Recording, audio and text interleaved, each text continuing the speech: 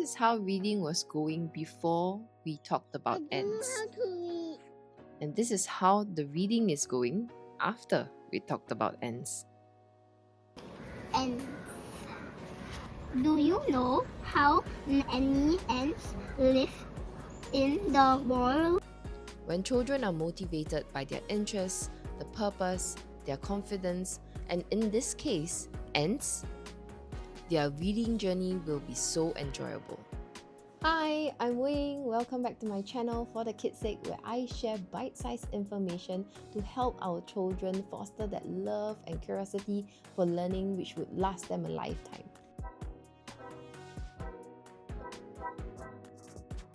Today, we're going to be talking about motivation. If you're wondering why motivation when we are talking about how to help children read, then check out the link in my description where I discuss why motivation is such a crucial factor when it comes to teaching children how to read. So what is motivation? Motivation is basically the will and the desire of that child to want to read. So there are two types of motivation. One is intrinsic and the other extrinsic. So what extrinsic motivation can look like is when you say, okay children, it's time for reading. After you have read for 5 minutes, then we can go outdoors. So the children read because they want to go outdoors, not because they want to read. So that is extrinsic motivation. I'm not saying that extrinsic motivation is bad. Motivation is motivation, right? However, when we give a reward for something that could be enjoyable on its own, then it kind of changes how the brain sees this activity. The brain sees the reading as a task, as a chore, in order to get that goal. So when this happens, the children are not innately motivated to want to pick up that book. Intrinsic motivation, on the other hand, is very important, especially in the years where the children are learning how to read, because it's the thing that motivates them internally. They want to read because they want to find out. Overall, we want our children to say, I am a reader. We don't want them to be saying, oh, I'm reading because teacher said so. I'm reading because I have to do it because it's reading time. We want our children to be intrinsically motivated. And how are we going to do that? I'm going to share a few tips as to how we are going to help our children be intrinsically motivated when it comes to reading. So if you are ready, I am so excited to share this information with you. Let's go. John Gertie, a renowned researcher known for his work in motivation in reading, highlighted 3 factors that would encourage motivation. They are interest, dedication, and confidence. First up, interest. So I'm going to give you 3 tips on how to get the children's interest when it comes to reading.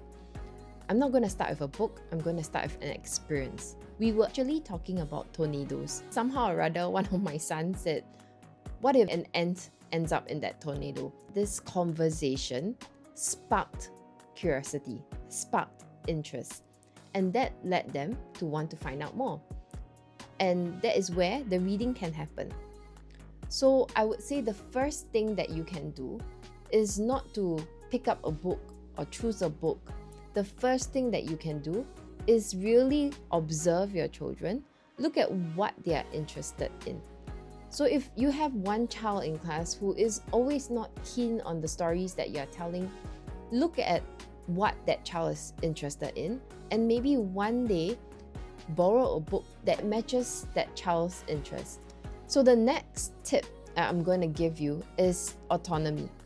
And I know that when we are in class, we tend to read according to the syllabus. But here's the thing, not every child will be interested in those books.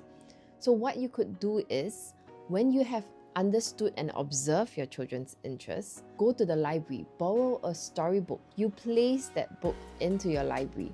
And that's where you provide that choice. So when it's reading time, you ask the children, what book would you like to read? And when that happens, you would see that the most unmotivated reader will be motivated because they would want to hear the story about something that they are familiar with. So give them that autonomy to choose a book. Point number 3 is to make reading a social activity. We should not give children each a reader and then get them to read and then point. That is not how you're going to gain interest. That is how you're going to help your children improve reading, because they have to do that, pointing and reading. But that is not how you're going to get your children interested in reading. When you're doing shared reading, when you're reading as a whole class, that is a social activity. Children are sharing the reading experience with their class.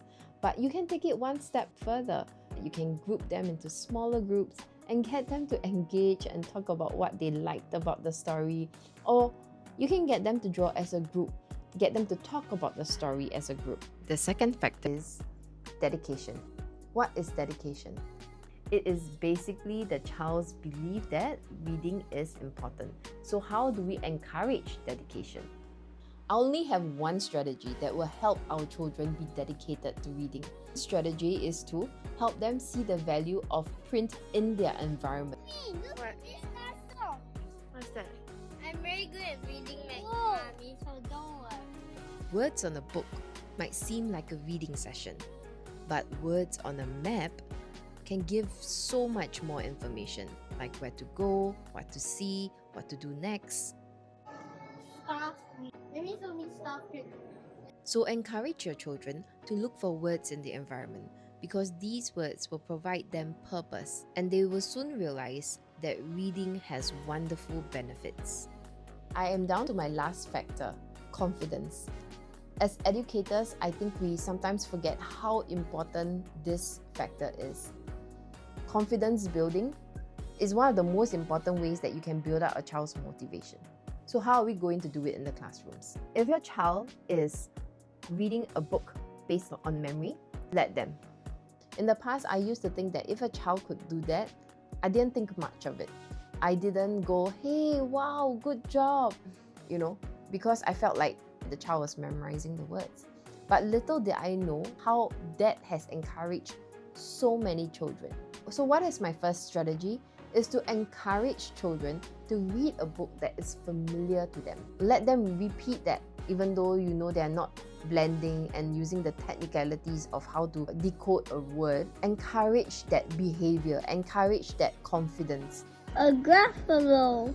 What's a grapholo? The second strategy is so basic and so easy to achieve. You will easily find time to be able to do this with the children that needs that help. When you are reading a book, it could be a shared reading with the entire class.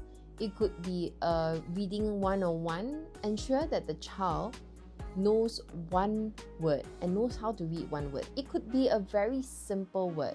It could be the word I, it could be the word the. So for example, you can be reading a book to the class, or you can be reading it to the child. You would go, still. There were moments Adam wished he had. Then you pause.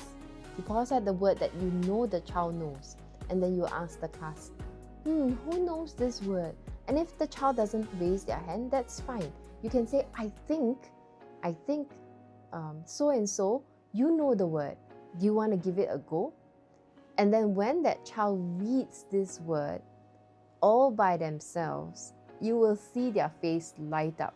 And that's one way you can encourage motivation, through building their confidence. Getting them to read just one word on every page will start to give them that confidence. So when I'm reading to a class, I often notice the children who are not interested. This lack of motivation usually stems from the fact that they are not confident in their own ability, they are not interested in the topic, or they just don't find the purpose as to why they are learning reading. We need to help our children be interested in the topic through observing what they're interested in and reading about that. We need to help children say that I am a reader and I'm not reading just because I'm being told to. I value the purpose for reading. I value that if I read, I find out some interesting information, right? And the last thing is we need to build our children's confidence. We need them to feel that I can do this. I may not be able to read now, but I will be able to read in the future if I try. So thank you for watching. I hope that this video has given you some insights as to how to encourage motivation in your children. I hope that you are excited and that you want to start something tomorrow. If you do, let me know in the comments. Let me know how did that go, whether whatever strategies I suggested worked for you, and I hope to build a community that all of us can help each other out, because I know, being an educator, there's just so many things going on. We care for the children, we want this for the children, but sometimes too much. There's just too much going on. So I hope you enjoyed the video. Thank you so much for being here today. Bye bye.